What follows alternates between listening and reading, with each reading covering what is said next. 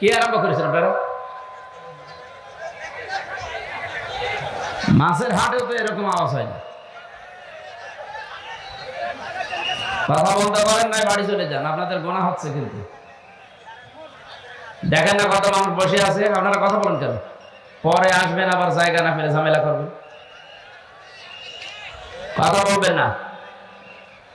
এই লাঠি নেই হাতে কারো, কি করছেন কি আপনারা এখানে দাঁড়িয়ে? কিছু হাতে নিতে পারছেন না?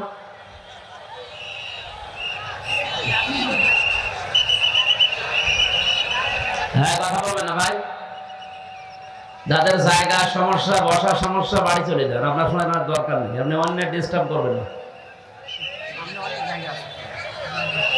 এরা যা কষ্ট করেছে আমি ভিডিও দেখছিলাম, আজকের মাহফিলটা সবচেয়ে বেশি পরিশ্রম হয়েছে এদের।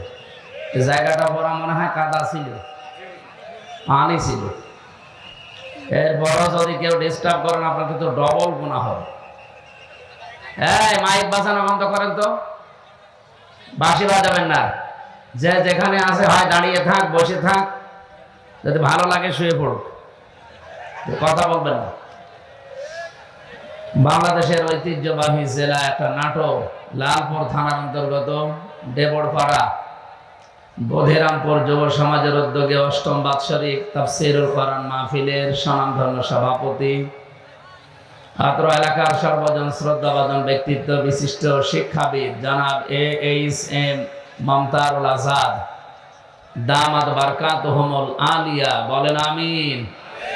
মাহফিলের প্রধান অতিথি, সারা জীবন জ্ঞানের আলো ছড়িয়েছেন আপনাদের এলাকার সন্তান জনাব মোহাম্মদ রফিকুল ইসলাম মুকুল। এখানে বিশেষ অতিথি হিসাবে উপস্থিত আছেন সার্জেন্ট মোহাম্মদ এমদাদুল হক, জনাব রফিকুল ইসলাম রফি।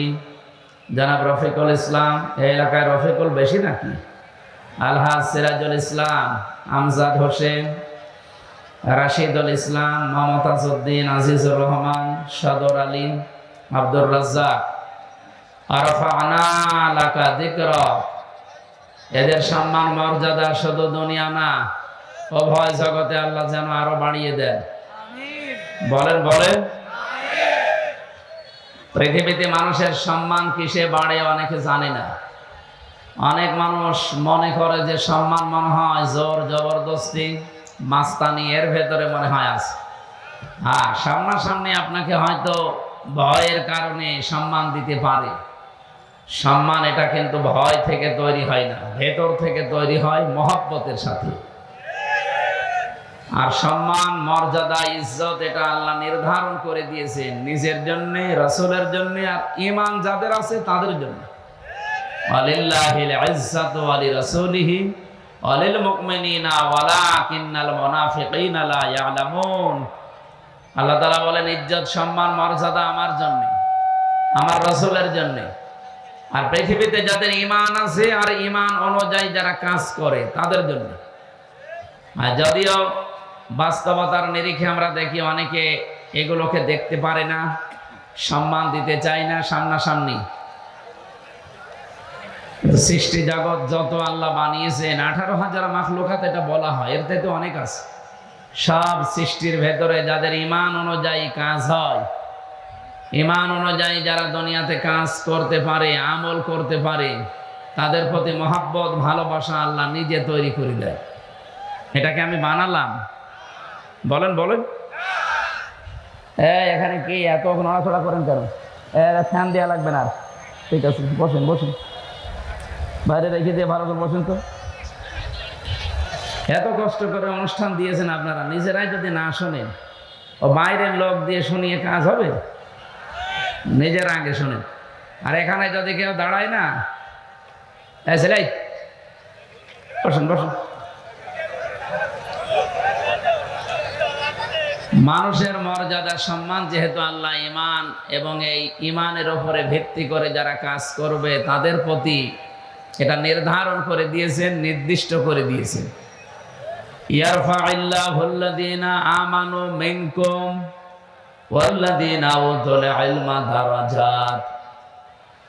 সূরা মুজাদালার 11 নম্বর আয়াতের মাঝের অংশে আছে, পৃথিবীতে যাদের ঈমান আছে আর ঈমান এবং যারা জ্ঞান পেয়েছে, ইলম পেয়েছে, এই দুইটা গুণ যাদের ভেতরে পাওয়া যাবে, ইরফা, এটা মোজারে, বর্তমান, ভবিষ্যৎ, প্রেজেন্ট, ফিউচার। আল্লাহ বলেন দিন যত যেতে থাকবে এদের মর্যাদা সম্মান বাড়তেই থাকবে। আয়াতের ব্যাখ্যায় আমি একটা আয়াত পেয়েছি সূরা মারিয়ামের 96 নম্বর আয়াত, ইন্নাল্লাযীনা আমানু ওয়া আমিলুস সালিহাতি সায়াজআলু লাহুমুর রহমানু উদ্দা। অবশ্যই যারা বিশ্বাস করে আল্লাহর প্রতি এবং এই বিশ্বাসের দাবি অনুযায়ী আমলে সালেহ করে। নাটোরবাসী, এখানে একটা শিক্ষা আছে, এদিকে তাকান। জন্মের পর থেকে আমরা এই আয়াতটা অনেকেই প্রথম অংশ শুনেছি যে ইন্নাল্লাযীনা আমানু ওয়া আমিলুস সালিহাত, শোনেননি? যারা ঈমান আনে আর আমলে সালেহ করে। আরে ভাই, এটা তো বাংলা গেল, এর আধুনিক অর্থ হবে নিশ্চয় যারা ঈমান আনে আর ঈমানের দাবি অনুযায়ী যারা যোগ্যতা অর্জন করে। সালেহ মানে শুধু নেক কাজ না, সালেহ মানে যোগ্যতা অর্জন করা। যে যে বিষয়ে উঠতে চায় তাকে ওই বিষয়ের শিক্ষা, প্রশিক্ষণ এবং বাস্তবতায় তার জ্ঞান তৈরি করে তাকে যোগ্য হওয়া লাগবে। যদি এই দুটি গুণ কেউ অর্জন করতে পারে, সায়াজআলু, সিন দিয়ে আল্লাহ গ্যারান্টি দিয়েছেন অতি শীঘ্রই সায়াজআলু লাহুমুর রহমানু উদ্দা। দুনিয়াতে যত সৃষ্টি আল্লাহ বানিয়েছেন সব সৃষ্টির ভেতরে ওই লোকটার প্রতি একটা মহব্বত, ভালোবাসা আলাদা ভাবে আল্লাহ তৈরি করে দেবে।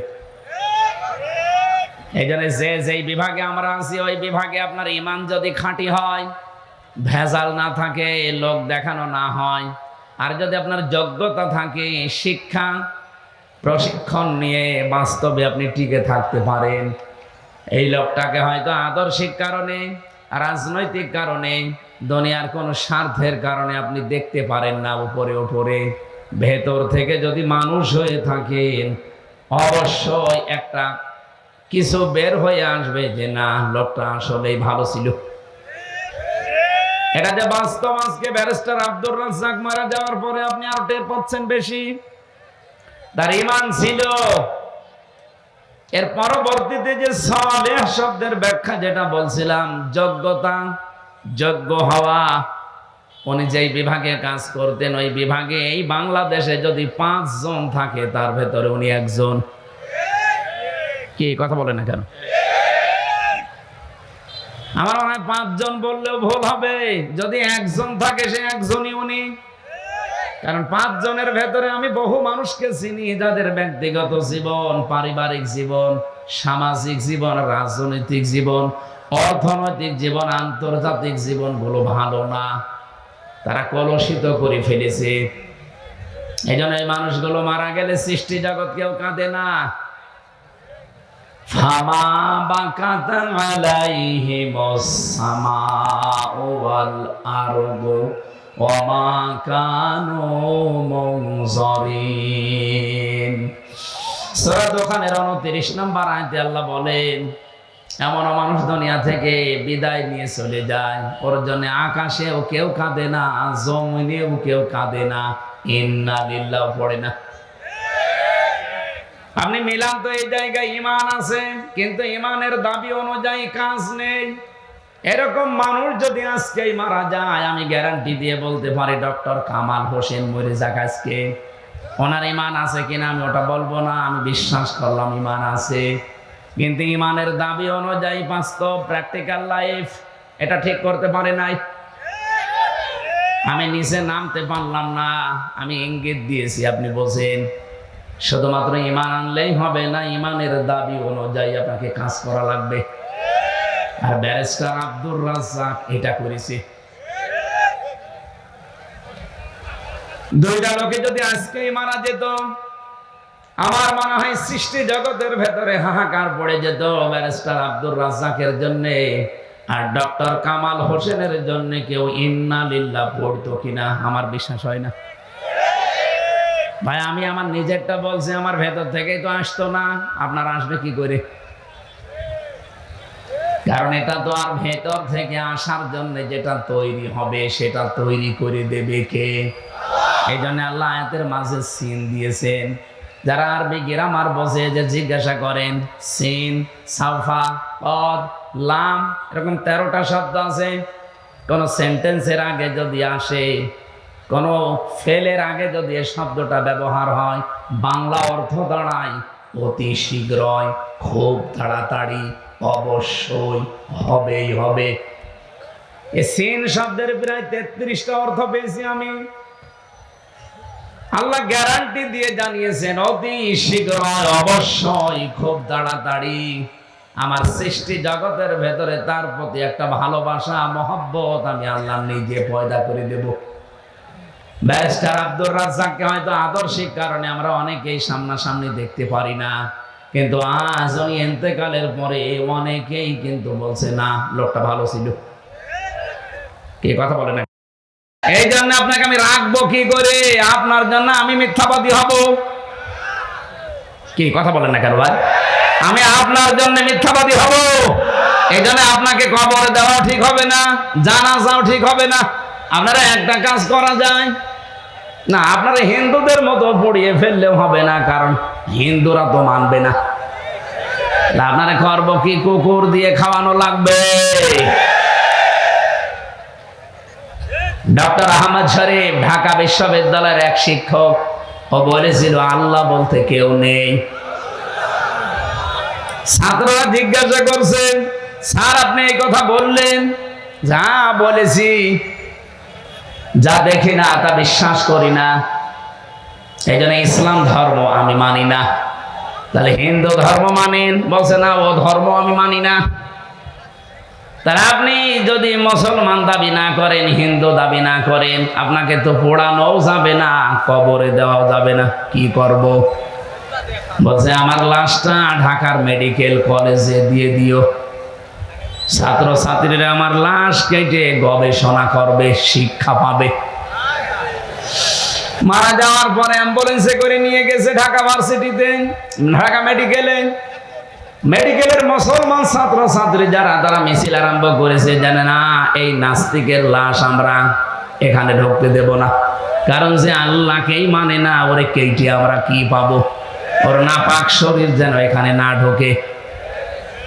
অ্যাম্বুলেন্সের ড্রাইভার চিন্তা করছে, ভার্সিটির ছেলে মেয়েরা ও না জানি খেপে গেলে আমার গাড়িতে যদি আগুন লাগিয়ে দেয়, ও মরা শয়তানের সাথে আমি জীবিত মানুষ পড়ে যাব। দরকার নেই ভিক্ষা, আগে কুকুর সামলা, দে গাড়ি ঘুরিয়ে টান। এখন ঢাকা মেডিকেল নেয়নি, হিন্দুদের মতো পড়িয়ে ফেলা হয়নি, মুসলমানের কবরে দেওয়া হয়নি। কি হয়েছে? জীবনের শেষ ইতিহাস আমি পড়ে দেখেছি, হয়তো ওকে ডাস্টবিনে ফেলে দেওয়া হয়েছে, কুকুরে সিগালি খেয়েছে। আহ্বান জানাচ্ছে, যদি কপালে হেদায়েতের মতো কিছু থাকে আপনি ফিরে আসবেন, আর যদি একেবারে আবু জেহেলের মতো হয়ে যান, এ দোয়ায়ও কাজ হবে না। আমরা বলছিলাম কি, একটা একটা করে আল্লাহর আইন গরু যারা পাল্টিয়ে, আপনাদের নিজেদের জীবনেও ক্ষমতা নেই, আপনার পেছনে কারা রাঘব বোয়াল আছে। ডক্টর মোহাম্মদ ইউনূসকে আহ্বান জানাবো, এগুলো ধরেন, না হলে এই ভুল সিদ্ধান্তের কারণে ইসরায়েলের মতো, আমেরিকার মতো যদি দাবানল একবার চলে ওঠে বাংলাদেশে, শুধুমাত্র বন জঙ্গলের দাবানল না, মুসলমানদের দাবানল সামাল দেওয়া যাবে না।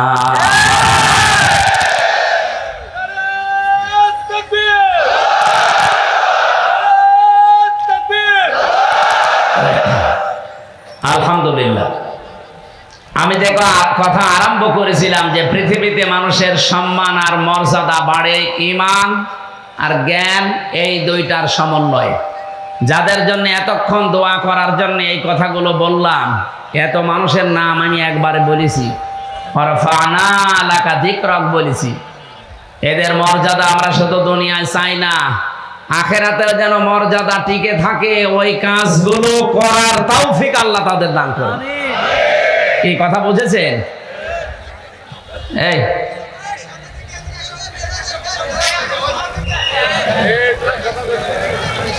আপনারা এখানে আসেন, আসেন, আসেন। দরুদ আর সালাম পাঠ করছে আমাদের নবী, মানবতার মহান শিক্ষক মুহাম্মদুর রাসূলুল্লাহ সাল্লাল্লাহু আলাইহি ওয়াসাল্লামের প্রতি, যার মিশন আর ভিশন ছিল এই পৃথিবীতে তিনটা। আমরা যেহেতু নবীর উম্মত দাবি করছে, এখানে আমার মনে হয় অন্য ধর্মের লোক নেই, আছে? যদি থাকেন তো একজন, আপনাদেরকে ওয়েলকাম জানাচ্ছি। আমরা যেহেতু সবাই এখানে দাবি করছি আমরা নবীর উম্মত, নবীর যা কাজ ছিল আমাদের মিশন আর ভিশন ওইটা হওয়া দরকার। বিশ্ব নবীর এই পৃথিবীতে প্রথম মিশন ছিল তাওহীদ প্রতিষ্ঠা করা। আমার মনে হয় বাংলাদেশকে আল্লাহ যে জায়গায় এখন এনে দিয়েছে, এই জায়গাতে তাওহীদ প্রতিষ্ঠার একটা সুযোগ আল্লাহ তৈরি অলরেডি করে দিয়েছে। এখন এটা করার জন্য সিস্টেমগুলো কি কি, ১৫০০ বছর আগে আল্লাহ সিস্টেমটা জানিয়েছেন সূরা আলে ইমরান ৩ নম্বর পারা ১৭ নম্বর পৃষ্ঠার ২ নম্বর লাইনের ৬৪ নম্বর আয়াতে আছে। এটা আমার রেকর্ড হচ্ছে বলে বললাম। সারা পৃথিবীতে এখন বিশেষ করে বাংলাদেশে যারা আমরা আছি, এখানে আল্লাহ ৩টা পদ্ধতি জানিয়েছেন। এই ৩টা পদ্ধতি সামনে আমাদের এখনই অ্যাপ্লাই করা দরকার।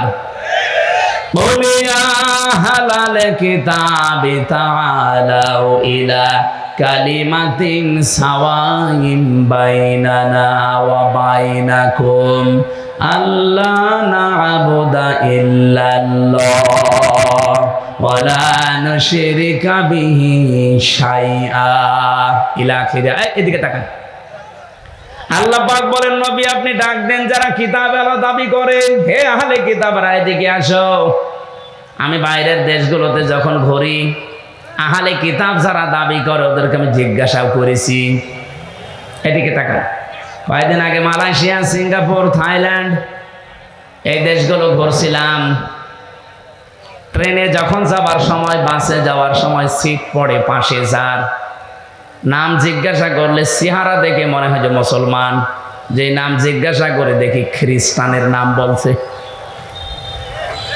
বললাম আপনার নবীর নাম কি, হোয়াট ইজ ইয়োর প্রফেট? তখন বলে যে যিশু। যিশু মানে ঈসা আলাইহিস সালাম। খ্রিস্টান তো ঈসা বলে। ইহুদির সাথে যদি দেখা হয়, জিজ্ঞাসা করি আপনার নাম, ও নাম শুনলে আমি বুঝি যেটা ইহুদির নাম। আপনার নবীর নাম কি? বলে জোসেফ। জোসেফ মানে মুসা আলাইহিস সালাম। ওরা ইব্রাহিম নবীকে আব্রাহাম বলে ডাকে, ওরা দাউদ নবীকে ডেভিড বলে ডাকে। ওদের নিজেদের নবীর নামও তারা পাল্টিয়ে ফেলেছে। যেহেতু আহলে কিতাব দাবি করলো, এই পৃথিবীতে এখন কিতাবওয়ালা আহলে কিতাব নেই। ইহুদি আজ যারা দাবি করছে ওরা মুসা নবীর আদর্শের উপরে নেই। আজ খ্রিস্টান ২৫০ কোটি, ওরা দাবি করছে ওদের নবীর নাম যিশু, অথচ হযরত ঈসা নবীর আদর্শের উপরে ওরা নেই। হযরত ঈসার জীবনী পড়ে দেখেন, পুরা জীবনী আমি পড়ে দেখেছি। হযরত ঈসা পৃথিবীতে জাগতিক সম্পদ বলতে কিচ্ছু ছিল না। হ্যাঁ, একটা জিনিস ছিল, শুধু পানি খাওয়ার একটা গ্লাস। মানে নদীর ধার দিয়ে একবার যাচ্ছিলেন, হঠাৎ দেখলেন একটা লোক পানি পান করছে নদী থেকে এই আজলা দিয়ে, দয়া হাতের ভেতরে পানি নিয়ে পানি পান করছে। অনেকক্ষণ দাঁড়িয়ে দাঁড়িয়ে দেখলেন, ডাক দিয়ে বলে, রব্বুল আলামিন, আমি তো মনে করছিলাম যে আমার মতো গরিব মানুষ এ পৃথিবীতে আর নেই। এখন দেখি এই লোকটা আমার চাইতেও গরিব। আমার তো পানি খাওয়ার অন্তত একটা মগ আছে, একটা গ্লাস আছে, জগ আছে, আর ওর তো কিছু নেই।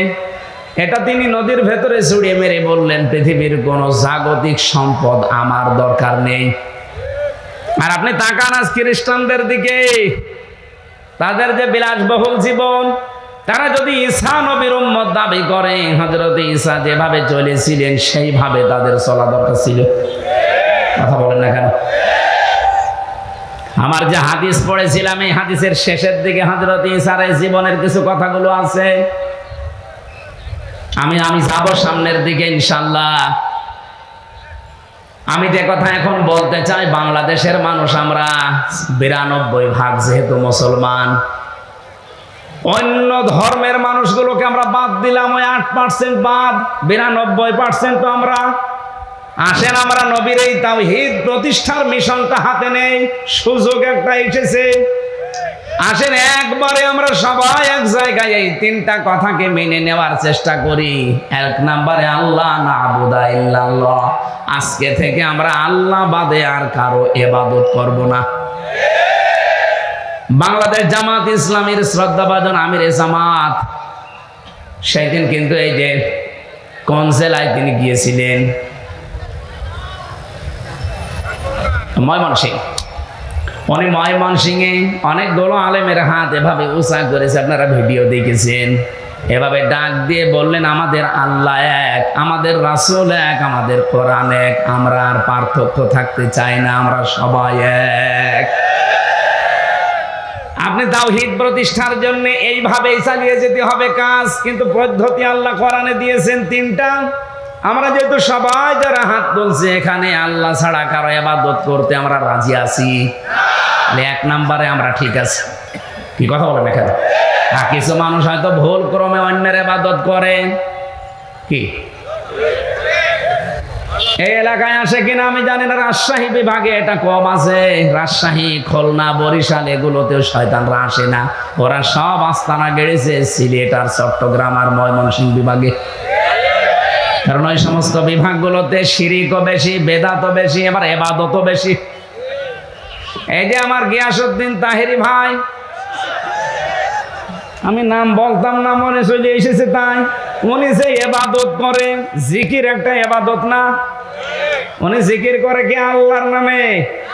কিছুক্ষণ যদি আল্লাহর নামে করে, ও বলবে দেখেন ইয়া আলী বাবা, শাহ আলী বাবা, কেল্লা বাবা, ফতে বাবা, এমনকি আগলা বাবা, পাগলা বাবাও জিকির হচ্ছে। আমার প্রশ্ন হচ্ছে, আল্লাহর পরিবর্তে যে নামগুলো বললেন এগুলো জিকির করা জায়েজ না হারাম? কোথায় আছে? কোরআনে আছে বলছে, কোরআনে আছে, কিন্তু কোথায় আছে এখন যদি বলি ওর পেটে বোম মারলেও বলতে পারবে না। আছে, সূরা আরাফে আছে, 9 নাম্বার পারা 13 নাম্বার পৃষ্ঠা 4 নাম্বার লাইনের 180 নাম্বার আয়াতে আছে, ওয়ালিল্লাহিল আসমাউল হুসনা ফাদউহু বিহা ওয়াদারুল্লাযীনা ইউলহিদুনা ফি আসমাই। আল্লাহ পাক বলেন আমার অনেক সুন্দর সুন্দর নাম আছে। এই যে আল্লাহর নাম আমরা অনেকে এখানে জানি, স্যারকে যদি জিজ্ঞাসা করি কয়টা বলেন তো, আল্লাহর নাম কয়টা? 99টাই জানবে। এটা কায়দায় পড়েছিল ছোটবেলায়, আমরাও পড়েছি। তাফসিরে ফি জিলালিল কোরআনে আল্লাহর নাম পেয়েছি 5000। যদিও আমরা সবগুলো এখন অনেকে জানি না। আপনি 5000 নামের যে কোনো একটা নামে আল্লাহকে ডাকতে পারেন, কোনো অসুবিধা নেই। কিন্তু সাবধান, ওয়াদারুল্লাযীনা ইউলহিদুনা ফি আসমাই, আল্লাহর নামকে যারা ইলহাদ করে, ইলহাদ মানে পরিবর্ধন করে ফেলা, উলট পালট করে ডাকা, পাল্টিয়ে ফেলা। উনি যে ইয়ালি বাবা, শালি বাবা, কেল্লা বাবা, ফতে বাবা, আল্লাহর সাথে কোনো মিল আছে? ওরা নামই পাল্টিয়ে ফেলেছে। এই জন্য আল্লাহ বলেন আমার নাম যারা পাল্টিয়ে ডাকে, উলট পালট করে দেয়, আমার নাম বাদ দিয়ে অন্য কাউকে ডাকে, তাদের সাথে তোমরা ডাকবা না। কে বলছে? সুতরাং আজকে থেকে যারা আল্লাহ বাদে অন্যের ইবাদত করছে তারা বাদ। এদেশে ঐক্য যদি প্রতিষ্ঠা করতে হয় তাহলে আল্লাহর ইবাদতের বাইরে যারা, ওরা বাদ। না কেন? যদি জামাত ইসলামকে বাদ দেওয়া লাগে বাদ দিয়ে দেন, যদি হেফাজত ইসলাম বাদ দেওয়া লাগে বাদ দিয়ে দেন। আপনি একা হন তা অসুবিধা নেই, কিন্তু আমরা আল্লাহর ইবাদত করতে চাই নির্ভেজাল ভাবে।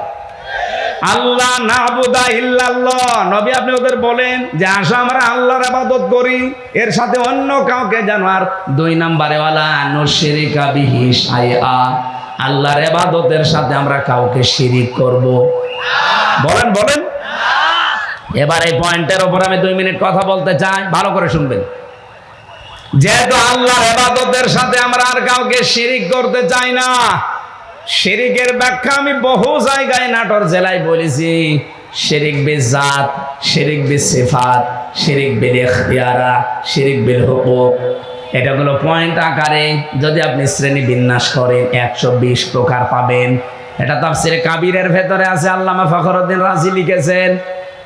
এক কথায় জবাব দিলাম যে আল্লাহ যেটা পারে ওইটা অন্য কেউ পারে, এই বিশ্বাস করার নাম শিরিক। এই কথা বোঝা যায়নি? আল্লাহ যেটা পারে ওইটা অন্য কেউ পারে, এই বিশ্বাস করার নাম। এদেশে বিশ্বাস নেই, বলেন বলেন বলেন তো সন্তান দিতে পারে কে? অন্য কেউ পারে। যারা অন্য কাউকে বিশ্বাস করেন আপনি কিন্তু শিরিক করছেন, আর শিরিক করলে আপনি মুশরিক। এ পর্যন্ত বুঝেছেন? এবার আসেন 2 নম্বরে। এ জমিন বানিয়েছে কে? আল্লাহ। এ জমিন বানিয়েছে আল্লাহ, এখানে আইনও চলবে আল্লাহর। আলা লাহুল খালকু ওয়াল আমরু, এই আয়াত তার প্রমাণ। সুতরাং আল্লাহর এই জমিনে যারা অন্যের আইন এখানে প্রতিষ্ঠা করার জন্য চেষ্টা করেন, এর জন্য দল করেন, এর জন্য আপনি মিছিল মিটিং করেন, এর জন্য ভোট করেন, টাকা পয়সা খরচ করেন, আপনি শিরিক করছেন। এত সহজে বলার পরেও কেউ যদি না বোঝার ভান করে থাকেন, আমার মনে হয় আপনার কপালে আর হেদায়েত নেই। বলেন তো বোঝেন নাকি? হাত তোলেন তো। এদিকে কানের নিচে এমন জোরে 2টা দেব না, আপনি সব বুঝে ফেলবেন। অবশ্যই এখনো বোঝেন, বোঝেননি মানে? আপনি নিজে বললেন যে আমাকে ছেলে মেয়ে কেউ দিতে পারে না। কে পারে? আল্লাহ। অন্য কেউ যদি পারে, বিশ্বাস করলে আপনি শিরিক করলেন। শিরিক করলে আপনি মুশরিক। মুশরিকের জন্য জান্নাত হারাম, জাহান্নাম ওয়াজিব। আর ফতোয়া লাগবে? ফতোয়া লাগলে সূরা মায়েদা 6 নম্বর পারা 19 নম্বর পৃষ্ঠার 12 নম্বর লাইনে আছে, ইন্নাহু মা ইউশরিক বিল্লাহ ফাকাদ হারামাল্লাহু আলাইহিল জান্নাহ ওয়া মাওয়াহুন নার। এটা যেমন খুব সহজে বুঝে ফেললেন যে ছেলে মেয়ে আল্লাহ ছাড়া কেউ পারে না, যে জমিন আল্লাহ বানিয়েছে, এখানে অন্যের আইন যদি কেউ কায়েম করার চেষ্টা করে সে আল্লাহর সাথে শিরিক করছে না? এটা বোঝেন না মানে? আপনি বুঝেছেন ঠিকই, কিন্তু টাকা পেয়েছেন। ওরে মোনাজাতের পরে একটু আলাদা বসাবেন তো, 2 চাটি দিয়ে তারপর বাড়ি যাবে। ও বলে বোঝে না। তাহলে আল্লাহর সাথে যারা শরীক করবে না, এই সিদ্ধান্তে যারা আসবে তারা আমাদের সাথে আছে। কথা বলেন না কেন? এর সাথে যদি হেফাজত আসতে চায়, জামাত আসতে চায়, চরমনায় আসতে চায়, আটরশি আসতে চায়, অসুবিধা নেই। কিন্তু আল্লাহর সাথে শিরিক করে আপনি জামাত ইসলাম করবেন, এরকম জামাত আমি মানি না। আল্লাহর সাথে শিরিক করে আপনি চরমনার মুরিদ হবেন, এরকম চরমনা আমি মানি না। ওই যে পিসকে হুজুর কি বলেছিল, প্রধানমন্ত্রী ছাতার কসুর আমি মানি না, এই জন্যই ওরে জেলে রেখে দিয়েছিল। আমারও রিমান্ডে ওরে নিয়ে 10 দিন প্রশ্ন করেছে, পিসকে হুজুর, আর বলে আমি হাসিনা মানি না। জিনিসই ওর সাহস আছে। ওরে ধরে রাত 12:30টার পরে পুরা উলঙ্গ করে ওর হাতের উপরে সিগারেট দিয়ে একটা অর্ধ উলঙ্গ মেয়ে লোক, এখানে কাঁধের উপরে হাত, ও তো হাত পোষে না, তারপরও হাত দিয়ে ছবি তুলে বসে ছেড়ে দেবে। ওই দিন এমন কন্দন করেছিল। আমার সাথে ছিল তো, এক রুমে ছিলাম আমরা। আমার বলছে, হামজা ভাই আমি এমনি ছোট মানুষ, আমার জিনিসপত্রও সব ছোট ছোট। হ্যাঁ আসলেও ছোট। কতটুকু? আমার এই পর্যন্ত। বলেন আমার যদি মাজা বলতে হয় তো ওর কি আছে? তারপরে ওরে একটা বাচ্চা হয়েছে, আলহামদুলিল্লাহ। তো আমারে বলছে না, 12:30টার পরে আমারে ওই হাতির ছিলে 2 দিকে রাস্তা ব্লক করে আমারে এইভাবে অত্যাচার করছিল। এমন কান্না কাঁদলাম ওই দিন। এক এসআইকে ডেকে বললাম যে ভাই আপনারা যা করছেন এটা কি ওই হারুন আঙ্কেল, ওই যে হাউ আঙ্কেল, স্যার কি জানে? জানে না মানে উনি তো করাচ্ছে। ও উনি করাচ্ছে, অথচ দিনের বেলায় দেখা করতে এসে বলে হুজুর কেমন আছেন, ভালো আছেন, সব কিছু খোঁজ নিয়ে যায়, আর উনি এটা করাচ্ছে। আমারে যেভাবে উলঙ্গ করেছে আল্লাহ যেন ওনারও উলঙ্গ করে। ঠিক ছোট হুজুরের তো হয়তো ছোট জিনিস দেখা যায়নি, কিন্তু হারুন আঙ্কেলের 3 ইঞ্চি। কয় ইঞ্চি? ওইটা হয়তো 4-5 জন এসআই দেখেছিল, আর এরটা সারা দুনিয়া দেখেছে। কয় ইঞ্চি? মহিলার পর্যন্ত জিকির করে 3 ইঞ্চি 3 ইঞ্চি। আলেমদের বরদোয়া লেগে গেছে। কোথায় আছে সে আল্লাহর ওলি? হাও আঙ্কেল, আপনাদের এই নাটোরের বাগাতিপাড়া, লালপুরে 17, 18, 19, 20 এই সমস্ত বছরগুলোতে বহুবার এসেছি, কিন্তু কোরআনের কথা আমারে বলতে দেয়নি। এই বকুল সাহেব আর আজাদ সাহেব, এই আজাদ না, আর এক আজাদ আছে, সে দুইটা এখন পালিয়েছে। আমার আগে যিনি কথা বলছিলেন কে আমি জানি না, উনি ওই যে আল্লাহর ক্ষমতার উপরে অহংকার যারা করে তাদের পরিণতি কি এই বিষয়ে টাচ দিচ্ছিলেন, আমি হালকা শুনছিলাম। এই জন্য আমরা যেন অহংকার সামনে না করি ভাই। সূরা নমলের 52 নম্বর আয়াতটা পড়লে আমার কাছে এই বাংলাদেশের সাথে একেবারে খাপের খাপ মিলে যায়। আল্লাহ পাক বলেন, ফাতিলকা বুয়ুতুহুম খাবিয়াতাম বিমা যালামু। এই সেই ঘরগুলো, আল্লাহ যেন এভাবে আঙ্গুল দিয়ে দেখাচ্ছে, এই সেই আজাদের ঘর, এই সেই বকুলের ঘর, এই সেই হানিফের ঘর, এই সেই ডিলুর ঘর। এখন যদি বলেন হানিফ, ডিলু, আজাদ, বকুলের নাম কোথায় আছে, এদিকে আসেন আপনাকে দেখাচ্ছি। আমি দেখাতে পারবো, দরকার আমি তাফসীর দেখবো এখন, কারণ এখানে বাইতুন নেই, বয়ুত বহু বচন। আল্লাহ বয়ুত বহু বচন দিয়ে জানিয়েছে যে এরকম মানুষ আজকে না, যদি এটা লোক নবীর জামানায় নাজিল হওয়া, এটা কিয়ামত পর্যন্ত এই চরিত্রের মানুষ থাকবে। আল্লাহ এ পর্যন্ত বলেননি, কিন্তু এরপরে আরো শব্দ আছে। আল্লাহ পাক বলেন, খাবিয়াতান বিমা যালামু। এগুলো আজ জনশূন্য হয়ে পড়ে আছে, এগুলো উজাড় গৃহ হয়ে গেছে, এগুলো মানব শূন্য হয়ে গেছে, পরিত্যক্ত হয়ে পড়ে আছে। কেউ এখানে আর যেতে চায় না, যেতে যদি চায়ও ঘৃণার সাথে যায়। আপনি কুষ্টিয়ার হানিফ সাহেবের বাড়ি যান, আপনি যে দেখেন বাড়ি আর বাড়ি নেই, পায়খানার প্যান্ট পর্যন্ত মানুষ খুলি নিয়ে চলে গেছে। যদিও হালকা পাতলা 2-1টা ইট ছিল। এই ফেব্রুয়ারির 5 তারিখে আযাবুল বুলডোজার নাজিল হয়ে ছাতা সব শেষ। সারা দেশে আযাবুল বুলডোজার নাজিল হয়েছিল না? আল্লাহ বলেন, জালেমদের বাড়ি ঘরগুলো একটু দেখেন না কেন? এই সেই ঘরগুলো খাবিয়াতান, আজ উজাড় গৃহ হয়ে গেছে, পরিত্যক্ত করে দিয়েছি আমি বিমা যালামু, এদের জুলুমের কারণে। আল্লাহ পর্যন্ত কিন্তু শেষ করে দিতে পারতেন, কিন্তু এর পরের শব্দটা আমাদের জন্য। আল্লাহ পাক বলেন, ইন্না ফি যালিকা লাআয়াতাল লিকাউমিন ইয়ালামুন। এখানে প্রথমে ইন্না আছে আর মাঝে আছে লামে তাকিদ। আল্লাহ 2বার গ্যারান্টি দিয়ে জানিয়েছেন, অবশ্যই অবশ্যই এর ভেতরে জ্ঞানী যারা, তাদের জন্য শিক্ষা আছে। কি শিক্ষা? ফাকুতিআ দাবিরুল কওমিল্লাযিনা যালামু। সূরা আনআম 7 নম্বর পারা 12 নম্বর পৃষ্ঠার 4 নম্বর লাইনের 45 নম্বর আয়াতের প্রথম অংশে আছে। এটা তাফসিরে ফি জিলালিল কোরআনে সাইয়্যিদ কুতুব এভাবে লিখেছেন। আল্লাহ পাক বলেন, জালেমদের শিকড় কাটা হয়ে গেছে। কেটেছে কে? আল্লাহ। মানে ওই যে আলেমকে জিজ্ঞাসা করে, কতিয়া, এটা মজহুলের ফাইল জানা নেই, এর কর্তা কে কেউ জানে না।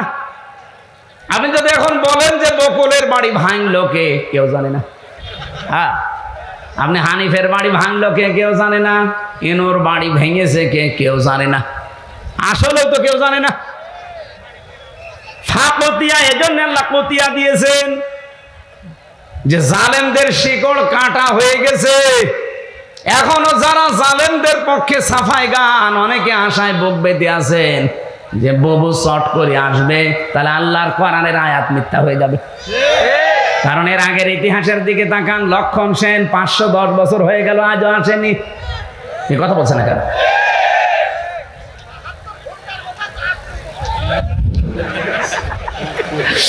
আমি যতগুলো দেখলাম ইতিহাস, একটাও ফিরে আসেনি। আশরাফ ঘানি, বাশার আল আসাদ, কথা বলছে না কেন?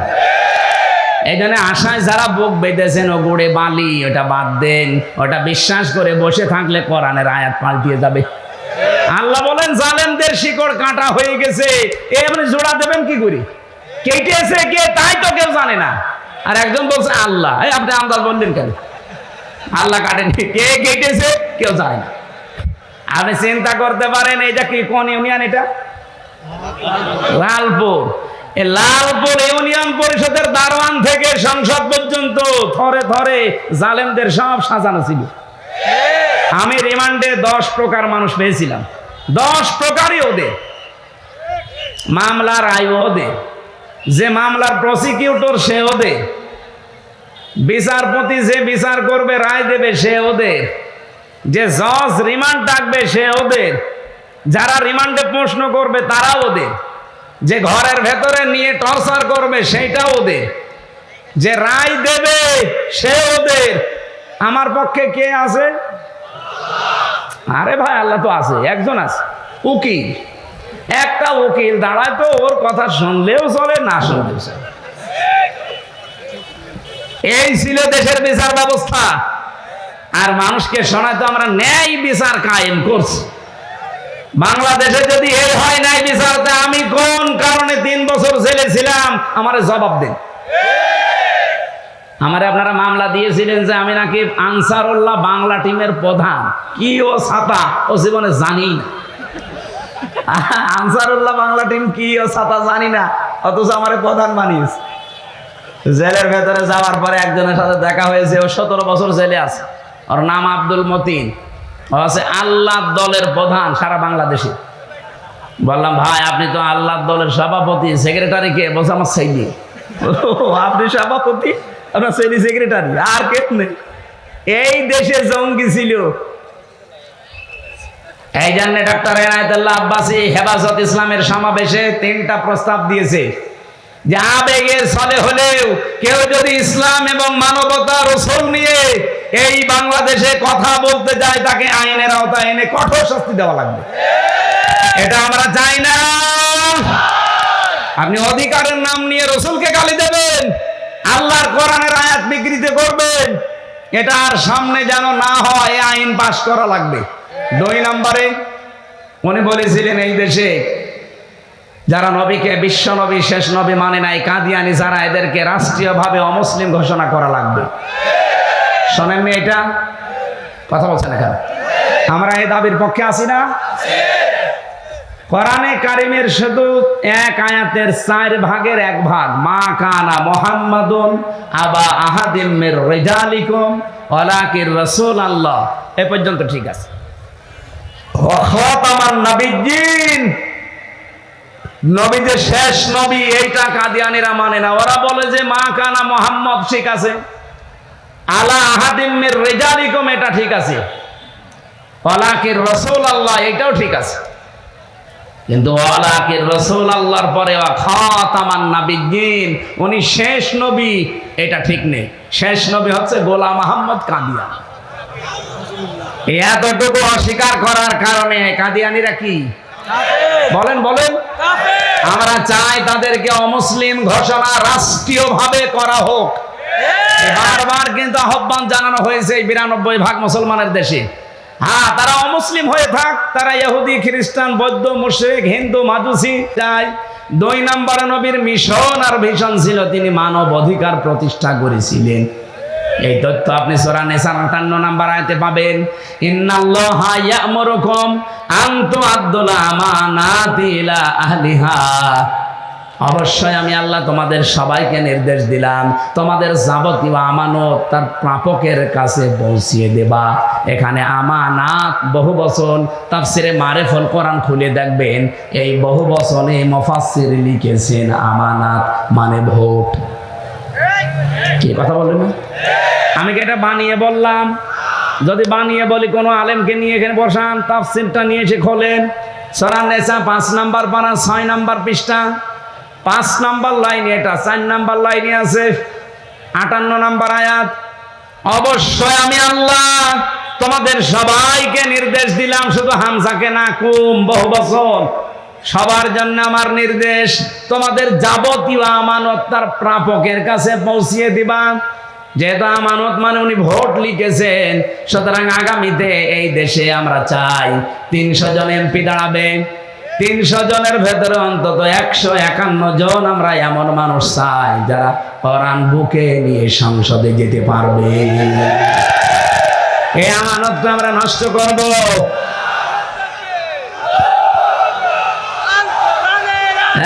আমার কথা বলতে দিন ভাই।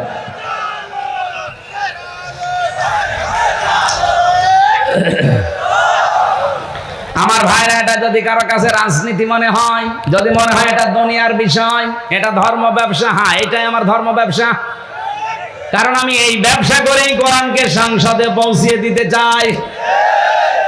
আগামীতে আবুল কালাম আজাদ ভাইয়ের মতো যদি বাংলার 300 এমপির 151 জন কোরআন বুকে নিয়ে যেতে পারে, ওয়াইদা হাকামতুম বাইনান নাস আন তাহকুমু বিল আদলি, যখন তোমরা বিচার করবা মানুষের মাঝে, ন্যায় বিচার করবা, তো ওখানে যদি আপনি কোরআন নিয়ে যেতে না পারেন, ন্যায় বিচার করবেন কি দিয়ে? এই 54 বছরে ন্যায় বিচার দেখতে পাইনি, শুধু এইটা নেই তাই। একটু সুযোগ করে দেন না কেন? 54 বছর তো বিভিন্ন জিনিস দেখলেনি, একবার একটু পাগলামি করে হোক আর যেভাবে একটু দেখেন না কেন? আপনি একবার যদি দেখতে পারেন যে এটা বিচার ব্যবস্থায় চলছে, আমি আল্লাহর কসম দিয়ে গ্যারান্টি দিতে পারি জীবনেও বিনা কারণে জেল খাটা লাগবে না। এই জন্য মানবাধিকার প্রতিষ্ঠা করা এটা রাসূলের মিশন ছিল, ভিশন ছিল। আমাদের জীবনেরও মিশন আর ভিশন এটা হওয়া লাগবে। এখানে যদি কারো দ্বিমত থাকে হাত তোলেন, যে না এটা আমি মানি না, তোলেন। এখানে কেউ কিছু বলছেন না, চলে যাওয়ার পরে যদি লালপুর বাজারে কালকে গেবত করেন না, দাঁত মুখ খুলে ফেলবেন। হ্যাঁ, আমি চলে গেলে এটা গেবত করবে, যে না কিছু বলে গেল বুঝলাম না। বুঝলেন না মানে সব বুঝতেছেন আপনি। নবীজির জীবনের মিশন ছিল, উনি মানবাধিকার প্রতিষ্ঠা করেছিলেন। আর মানবাধিকার প্রতিষ্ঠা করার জন্য ক্ষমতা লাগে, আইন লাগে, সেটা হাতে আছে আমাদের? নেই। খুজলাত মাদামাতান ফাইদা সারা রিশওয়াতান ফিদ্দিন ওয়ালাস্তুম বিতারিকিহি ইয়ামনাকুমুল ফাকরা ওয়াল হাজা আলা ইন্না রিহাল ইসলামি দাইরাতুন ফাদুরু মাআল কিতাবি হাইসুদার আলা ইন্নাল কিতাবা ওয়াস সুলতান লা ইফতারিকান ফালা তুফারিকুল কিতাব। এদিকে তাকান। হযরত মুআয ইবনে জাবাল রাদিয়াল্লাহু তাআলা আনহু যেদিন ইয়ামেনের গভর্নর হয়ে তিনি যাবেন, ঘোড়ার রাকাবের ভেতরে তিনি অলরেডি পা তুলে দিয়েছেন। নবীজি ডাক দিয়ে বললেন, তোমাকে একটা দেশের দায়িত্ব দিয়ে পাঠাচ্ছি, হাদিয়া তোফা তোমার কাছে আসবে, তুমি যেহেতু দায়িত্বে আছো।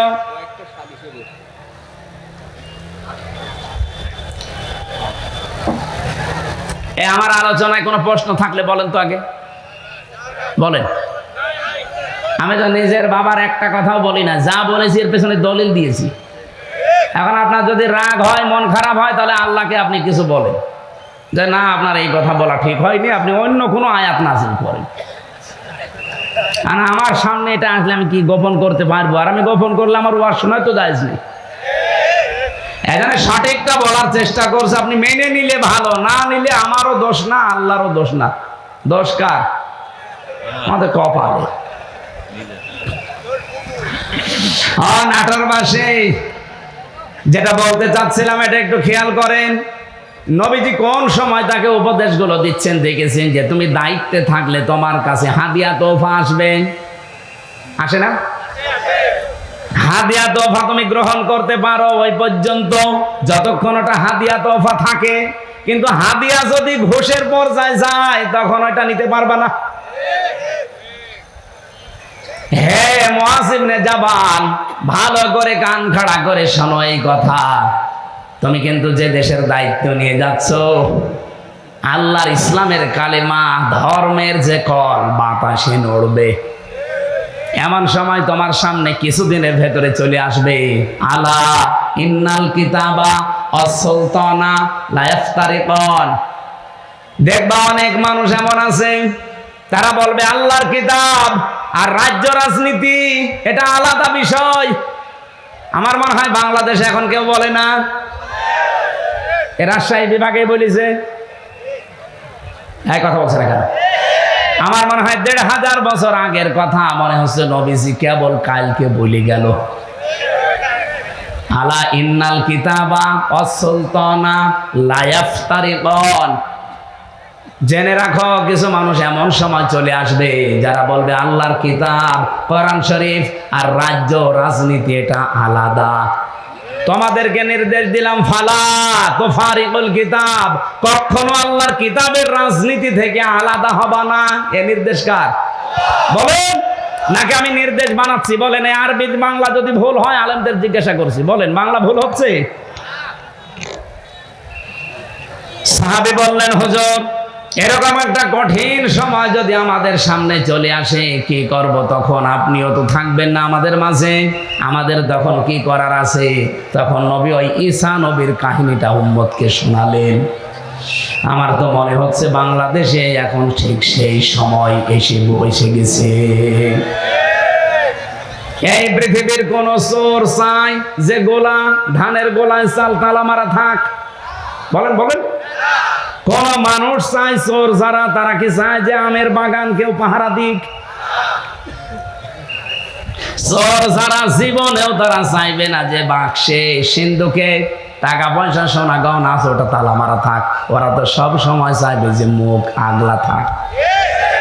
এই পৃথিবীতে যদি সত্যি যারা আসল চোর তারা কখনো চাইবে না যে এই দেশে যারা ন্যায় পরায়ণতা কায়েম করতে চায় এই মানুষগুলো ক্ষমতায় যাক।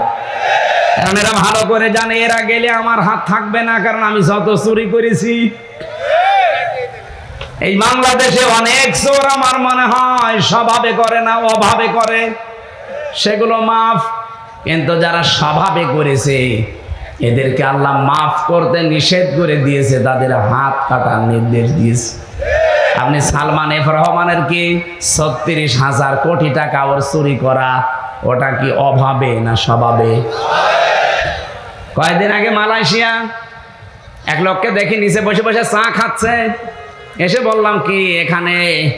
বছর হুজুর আমরা আগেই পালিয়েছি। আপনি পালালেন কেন? আপনার না ৬২০টা বাড়ি, ওই যে চট্টগ্রামের ওইটা ৬২০টা বাড়ি বানিয়েছেন আপনি। এই মালয়েশিয়ায় আপনার সাহেব পাড়া আছে আপনার নামে, আপনি সাহেব পাড়ার মালিক, বেগম পাড়ার মালিক। আপনি সেকেন্ড হোম হিসাবে এখানে বানালেন। এই সিঙ্গাপুরে বাড়ি আছে, থাইল্যান্ডে বাড়ি আছে, মালয়েশিয়া বাড়ি আছে, কত দেশে আপনার বাড়ি, কিন্তু আজ আপনি থাকতে পারেন না বাড়িতে। ওগুলো সব তালা লাগিয়ে থাকেন আপনি এখন এই হোটেলে। ধরে রাখবো কি করে? আমি বললাম আপনি সাহেব পাড়ায় যেতে পারেন না, বলছে ওখানে যাব। বাংলাদেশের ২০ লাখ মানুষ এই মালয়েশিয়া আছে, আমারে যদি দেখে তো ভর্তা বানিয়ে ফেলবে। এই জন্য চুরি চুরি করে আসি, মাঝে মাঝে নামি আবার উঠে পড়ি। কি জীবন জেলখানার মতো হয়ে গেছে। কয়দিন থাকবে ভাবে? একদিন না একদিন তো আপনি কারো সামনে পড়বেন। আমার সামনে যেমন পড়েছিলেন, বলছে দোয়া করি। কিসের দোয়া আপনার? হ্যাঁ, আপনার জন্য দোয়া আসবে। ৬২০টা বাড়ি বানিয়েছেন আপনি, তা বাবার টাকা দিয়ে যদি বানাতেন, সব তো জনগণের টাকা। এগুলো কিন্তু চুরি করেছে অভাবে না কিসে? মানবাধিকার প্রতিষ্ঠার জন্য আল্লাহ এজন্য আমানত শব্দের পরে দিয়েছেন ওয়াইদা হাকামতুম বাইনান নাস, যখন মানুষের ভেতরে বিচার করবা, আনতাহকুমু বিল আদলি, তখন ন্যায় বিচার করবা। ও বাংলার মানুষেরা বারবার এটা আমরা ক্লিয়ার করার চেষ্টা করছি। এই দেশে যতদিন আল্লাহর বিধান আমরা মানুষের ভেতরে কায়েম করতে না পারবো, ন্যায় বিচার শুধু ওয়াজের দ্বারা সম্ভব না। এইটা আপনার বুঝতে যত দেরি করবেন তত ন্যায় বিচার পেতে দেরি হয়ে যাবে। নবীদের মিশন এইটাই ছিল। ৩ নাম্বার নবীর মিশন ছিল দিন যেন জমিনে কায়েম হয়। এই জন্য আমার খুতবার ভেতরে এই কথাটা ছিল, অনাশাহাদু আন্না মুহাম্মাদান আবদুহু ওয়া রাসূলুহু আল মাবউসু ফিনা বিল হুদা ওয়া দীনিল হক লিইযহিরাহু আলাল আদিয়ান। আল্লাহ পাক বলেন এমন নবীর সাক্ষী তোমরা দিলে যিনি আমার বান্দা এবং আমার রাসূল, যাকে আমি দ্বীনে হক দিয়ে সত্যের বিধান দিয়ে তোমাদের ভেতরে পাঠিয়েছি। কেন? লিইযহিরাহু, এজাহার মানে এখানে বহু আলেম আমার মনে হয় জিজ্ঞাসা করলে এজহার মানে বলবে স্পষ্ট করা না, এখানে আবিদা আধুনিক অর্থে এজহার মানে বিজয় করা। এজহার মানে আল্লাহ বলেন লিইজহিরাহু আলাল আদিয়ান, যত দিন আছে দুনিয়ায়, যত ধর্ম আছে, এখন ধর্ম দুনিয়ায় কত? 4,500 ধর্মের ভেতরে ইসলামকে দাঁড় করানো লাগবে বিজয়ী রূপে। এ ঘোষণা কার? বলেন বলেন। আর ইসলামকে দাঁড় করাতে হলে নবীজি যদি 13 বছর মার খাওয়ার পরে 10 বছর কোরআন দিয়ে রাষ্ট্র চালাতে পারে, কিছু মানুষ বলে হুজুর 13 বছরের কথা বলেন, ওই 10 বছরের কথা বলার দরকার নেই। কেন 13 বছর শুনতে আপনার ভালো লাগছে? নবীজি মার খেয়েছিলেন, আর 10 বছর যে এইটা দিয়ে রাষ্ট্র চালিয়েছিলেন প্রধানমন্ত্রী হয়ে, ওইটা আপনার ভালো লাগে না মানে? সিরাত ইবনে হিশামে দেখবেন নবীর জীবনীকে 4 ভাগে ভাগ করা হয়েছিল। মক্কার জীবনটা প্রথমে 3 বছর, এরপরে 5 বছর, এরপরে 2 বছর, এরপরে 5 বছর, না এরপরে 3 বছর, সব মিলে কত? 13 বছর। প্রথমে 3, এরপরে 5, এরপরে 2, এরপরে 3, এই 4টা ভাগে নবীর পরা মক্কার জীবনকে ভাগ করা আছে। আমি বাংলাদেশের সাথে অলরেডি এটা মিলিয়ে দেখেছি, আমরা এখন এই 4 নাম্বারটায় আছি। এই কথা বলে না কেন? নবীজি 3 বছর জেলে ছিলেন, তার অনেক আত্মীয় স্বজন সাহাবায়ে কেরাম হারিয়েছিলেন। আমরাও এই 15 বছরে বহু কিছু হারিয়েছি। 3 বছর না 13 বছর আল্লামা সাঈদীর জেল খাটা হয়ে গেছে। সুতরাং 13 বছর পরে নবীকে যদি আল্লাহ 10 বছরের বিশাল একটা সাম্রাজ্য দিতে পারে, আমাদের সামনেও 15 বছর যেহেতু পার করে ফেলেছি, সামনের 10 বছর আসবে কোরআনের হাতে ইনশাআল্লাহ। কথা বলছেন? সূরা শুরার 13 নম্বর আয়াতের মাঝের অংশে আমি পড়েছিলাম আন আকিমুদ্দিন, অথচ আয়াতটা নাযিল হয় মক্কায়। এমন কঠিন পরিস্থিতি যেখানে পা রাখা পর্যন্ত সম্ভব না, সেখানে আল্লাহ বলছেন আমার দিন কায়েম করো। এখানে বাংলাদেশে যেহেতু 4টা অবস্থা আমরা পার করে ফেলেছি, এই মুহূর্তে আহ্বান জানাচ্ছি নবীর এই 3 নাম্বার মিশন আর ভিশন। ও বাংলার মুসলমানেরা, এখন সব ফরজের বড় ফরজ আল্লাহর এই জমিনে আল্লাহর দিন কায়েম করা। আলা তাতাফাররাকু ফি, এখানে কেউ মত পার্থক্য ফতোয়াবাজি করবেন না। সুতরাং দিন কায়েমের কথা বললে যারা ফতোয়াবাজি করে, মত পার্থক্য তৈরি করে, যে না ওর আকীদা খারাপ, ওর টুপি বড়, ওর টুপি 5 কলি, এরকম কথা যারাই তুলবে মনে করবেন ওটা রাসূলের শত্রু, ওটা মানবতার শত্রু, ওটা তাওহীদের শত্রু। এই কথা বলে না কেন? এতটুকু আল্লাহ শেষ করেননি, কাবুরু আলাল মুশরিকিনা মা তাদউহুম ইলাই। হে নবী, আপনি যদি দিন কায়েমের জন্য মানুষকে ডাকেন, সবচাইতে বেশি খারাপ লাগবে, অপছন্দ করবে এই কথাটা মুশরিকরা। আমি তো দিন কায়েমের জন্য আহ্বান জানাই, আপনার খারাপ লাগে কেন? আপনার মন খারাপ হয় কেন? আপনার কাছে রাজনীতি মনে হয় কেন? আপনি কি মুশরিক? বলেন। হ্যাঁ, জানি আপনাকে আল্লাহ পছন্দ করেনি। এজন্য আয়াতের শেষের অংশ এটা, আল্লাহু ইয়াজতাবি ইলাইহি মাইয়াশা। দিন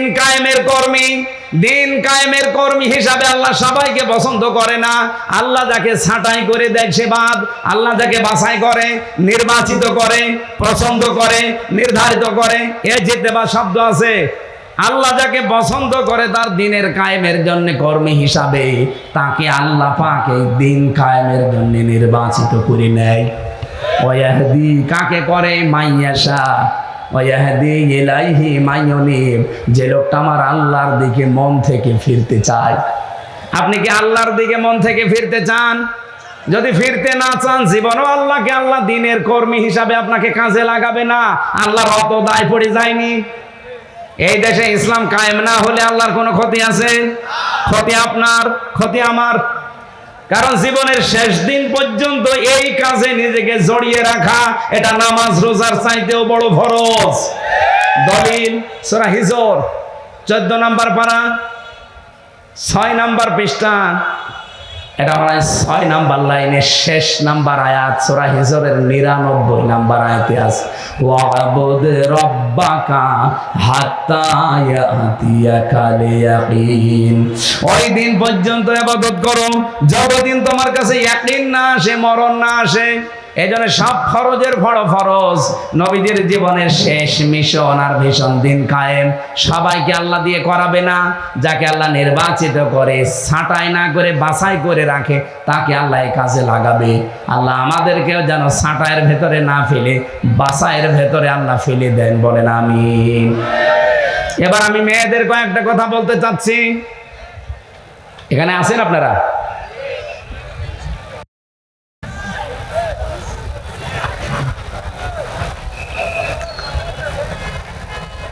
মেয়েরা এসেছে না? সম্মানিত মা বোনরা, কয়েক মিনিট আপনার জন্য আমি শিক্ষামূলক কয়েকটা কথা বলতে চাই। মাত্র 5টা মিনিট সময় দিচ্ছি। এই মাহফিলটা যেহেতু কাদা ছিল, এখানে পানি ছিল, এর আজকে আপনি ভিডিও দেখেছেন, আমার নিজেরই কেমন আফসোস লাগছিল যে কোরআনের জন্য এলাকার মানুষেরা এত কষ্ট করতে পারে। যার যতটুকু সামর্থ্য আছে আপনারা দিয়েছেন, আমি দেখেছি। বাড়ি যাওয়ার সময় শুধু ভাড়াটা বাদ দিয়ে এদের কাছে আপনারা একটু উৎসাহের জন্য দিয়ে যাবেন। এটা মাদ্রাসার মাহফিল না? যার যা আছে অবশ্যই দয়া করে এদের কাছে একটু দিয়ে যাবেন। আমি এরপরে মেয়েদের কথা বলার পর আমার একটা লিখিত বই আছে মেয়েদের উপরে, ওই এত বই নিয়ে এসেছেন। এটা আদর্শ নারী, মেয়েদের 6 জন আদর্শ নারী পৃথিবীতে আছে, তাদেরকে আদর্শ মানা যায়। এই বইটা মেয়েদের জন্য স্পেশাল ভাবে। আর দাম্পত্য জীবনের কলহ কেন হয়, এই যে মারামারি, গন্ডগোল, মনোমালিন্য কেন হয়, এটা কিভাবে মিটাবেন, সেই পদ্ধতিগুলো লেখা আছে। 120 পৃষ্ঠা লিখেছি। এটা জেলখানায় বসে বসে লেখা। আপনারা পারলে এই বইগুলো নিয়ে যান। আর সৃষ্টি জগৎ এটা শিক্ষিত মানুষদের জন্য। সৃষ্টি আল্লাহ একেবারে ওই প্রথম থেকে শুরু করে, এটা সবার জন্য দরকার না, এটা শিক্ষিত মানুষদেরকে নিতে হবে। গাড়িতে পাওয়া যায়, যদি পান যাওয়ার সময় নেবেন। এক হয় আপনাদের লোক কই ভেতরে? কি প্রশ্ন দিচ্ছে আগে শেষ হোক। এক হয় আপনারা লোক কই ভাই? এই ব্যাগ যদি নাও নিয়ে যায়, আপনারা যাওয়ার সময় ওনাদের ওখানে দাঁড়িয়ে থাকবে যারা ড্রাম নিয়ে, তবে ব্যাগ নিয়ে ওই জায়গায় একটু দিয়ে দিন। মা বোনেরদের জন্য বলছি, একমাত্র একটাই ওয়াজ, খাদিজাতুল কুবরা এই 6টা মহিলার ভেতরে একজন। উনি জীবনে এক ওয়াক্ত নামাজ পড়েননি, একটা রোজা রাখেননি, জীবনে একটা দিন পর্দায়ও থাকেননি। তারপরও তাকে আল্লাহ সালাম দিয়েছেন, জীবিত অবস্থায় সালাম পাঠিয়েছেন, এবং জান্নাতে ঘর বানিয়ে তার জন্য পাঠিয়েছেন। একটাই মাত্র কারণ, তার পুরা জীবন পড়ে আমি পেয়েছি। কারণ এই বিধানগুলো উনি মানতে পারেননি কেন? এগুলো নাজিল হয়েছিল তার ইন্তেকালের পরে, এই জন্য তিনি মানতে পারেননি। তিনি জীবনে কোনোদিন একটা সেকেন্ডের জন্য স্বামীর মনে দুঃখ দেননি। এ কারণে আল্লাহ খুশি হয়ে তাকে সালাম পাঠিয়েছে। আপনাদেরকেও বলছি, দুনিয়ায় নামাজ পড়েন, রোজা রাখেন, কালো বোরকা পরেন, স্বামীর যে হক, মর্যাদা, সম্মান, এটা রক্ষা করে দুনিয়ায় চলার চেষ্টা করেন। আল্লাহ খাদিজাতুল কুবরার সাথে যেন জান্নাতুল ফেরদাউসে জায়গা করে দেন। আপনারা কয়েকটা প্রশ্ন দিয়েছেন, আমরা প্রশ্নের কয়েকটা, ইমাম যদি জর্দা, বিড়ি, তামাক খায়, তার পেছনে নামাজ পড়লে নামাজ হবে কি? নামাজ হওয়ার জন্যে যে 13টা শর্ত আছে, নামাজ ভাঙার কারণ আছে 19টা। নামাজের ফরজ 13টা, 14টা ওয়াজিব। এগুলো যদি কেউ ঠিক রাখে, এই তামাক খাওয়া, জর্দা খাওয়া, বিড়ি খাওয়া, এগুলো কি ওই 14টার ভেতরে, 13টার ভেতরে পড়ে, যদি পড়ে থাকে ওনার পেছনে নামাজ হবে না। আর যদি না পড়ে তাহলে অসুবিধা নেই। লালপুর উপজেলা চেয়ারম্যান এবং সদস্য সচিব সাবেক জনাব হারুনুর রশিদ পাপ্পু ভাই কই এসেছে? আবার কেটে দিলি জান প্রশ্ন। এত প্রশ্ন এখন দিচ্ছেন কেন? আসসালামু আলাইকুম। আমি পাপ্পু। পাপ্পু সাহেব বসে দাঁড়া। তোমরা ঈমান আনো, তাতে জানাজিল করেছি, আর যার সমর্থন আছে তোমরা তা স্বীকার করো না। কি সূরা বাকারার 41 নম্বর আয়াত, কি এর ব্যাখ্যা করবো এখন সময় নেই। কালকে মাহফিল আছে লালপুরে, বাগাতিপাড়া, জয়ন্তীপুর, বাগাতিপাড়া জয়ন্তীপুর। কালকে রাত 9টায় তোলার কথা দিয়েছে। আপনারা ওখানে যদি পরিবেশ ভালো থাকেছেন, সন্দেহ এই বিষয়ের উপরে কালকে কথা বলবো। সূরা হুজুরাতের 15 নম্বর আয়াতের ব্যাখ্যা ওই জায়গায় করবো কালকে, সন্দেহের উপরে। এই যে জয়ন্তীপুর, দাখিল মাদ্রাসা বাগাতিপাড়া, নাটোরের উদ্যোগে কালকে রাত 9টায় প্রধান বক্তা রাত 9টায় লিখে দিয়েছে। অবশ্যই এখানে আপনারা যে বেশি হলেও 9টা 15-20-এর দিকে উঠবেন সব। আজকের মতো আমরা এখানেই শেষ করছি। এই 3টা মিশন আর ভীষণ জীবনে বাস্তবায়ন করার আহ্বান জানিয়ে আল্লাহুম্মা আমিন। লা ইলাহা ইল্লা আনতা সুবহানাকা ইন্নী কুনতু মিনাজ জালিমিন। রব্বুল আলামিন, লালপুরের দিকে তাকাও। হাজার হাজার বান্দা বান্দি আমরা নবীর জীবনের 3টা মিশন আর ভীষণ শুনেছি, এগুলো আমাদের জীবনেও সেট করে দাও। মাহফিলের সম্মানিত সভাপতি আল্লাহ তাআলা আমার আজাদ ভাইকে কবুল করো। এ মাহফিলের প্রধান অতিথি শ্রদ্ধাভাজন শিক্ষককে কবুল করে নাও। রফিকুল ইসলাম সাহেব, মুকুল সাহেবকে মঞ্জুর করো। আল্লাহ তাআলা বিএনপির সদস্য সচিব সাবেক আমার বড় ভাই হারুনুর রশিদ পাপ্পু ভাই এসেছে, তার মা বাবাকে মাফ করে দাও। তার জীবনের অপরাধগুলো ক্ষমা করে জায়গাগুলো নেকি দিয়ে পাল্টিয়ে দাও। মাওলানা আবুল কালাম আজাদ ভাই সহ যত আলেমেরা এখানে এসেছে, আলেমদেরকে আলেম হিসাবে মঞ্জুর করে নাও। আমার জেলখানার সাথে জনাব তারেক জিয়া সাহেবের পিএস নুরউদ্দিন অপু ভাই, বারবার 3টা বছর এক ঘরে ছিলাম, বিভিন্ন জায়গায় গেলে তিনি দোয়া চায়। আজকেও তিনি দোয়া চেয়েছে, মেসেজ পাঠিয়েছে, আল্লাহ তোমার বান্দা অপুকে মাফ করে দাও। তার সন্তান দিয়েছে, সন্তানটা কবুল করো, স্ত্রীকে কবুল করো, মা বাবাকে ক্ষমা করে দাও। ম্যাডাম খালেদা জিয়ার জন্য দোয়া করছি, আল্লাহ তুমি তাকে সহি সালামতে সুস্থ রাখো। মাজলুম মানুষ তারেক জিয়ার স্ত্রী, তাদেরকেও তুমি দেশের সন্তান, দেশের সহি সালামতের সম্মানের সাথে ফিরিয়ে দাও। মানুষের উপর যারা জুলুম করে, মানুষের অধিকার যারা নষ্ট করে, আল্লাহ তুমি তাদের চিরতরে মিটিয়ে দাও। আগামীর বাংলাদেশ মানবতা প্রতিষ্ঠা করার সুযোগ করে দাও, মানবাধিকারে দেশে কায়েম করে দাও।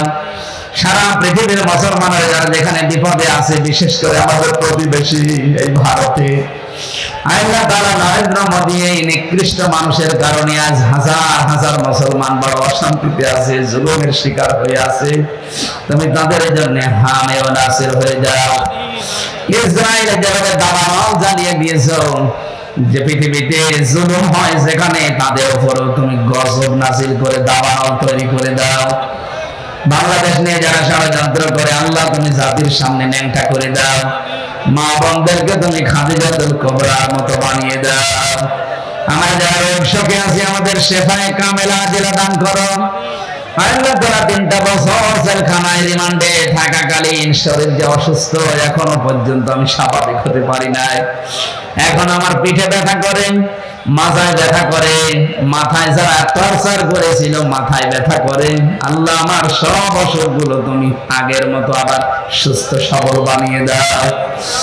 বারাকাল্লাহু লানা ওয়া লাকুম ফিল কোরআনিল আযীম। প্রশাসনের যে ভাইগুলো এসেছে, আল্লাহ প্রশাসনদের উপরে তোমার রহমত নাযিল করো। এই দেশে কিছু কোলাঙ্গার অফিসারের কারণে পুরা প্রশাসন আজ বাংলাদেশের মানুষের কাছে কালার হয়ে গেছে। এখন যারা দায়িত্বে আছে, এই সততার সাথে দায়িত্ব পালন করার তৌফিক দাও। লালপুর থানার ওসি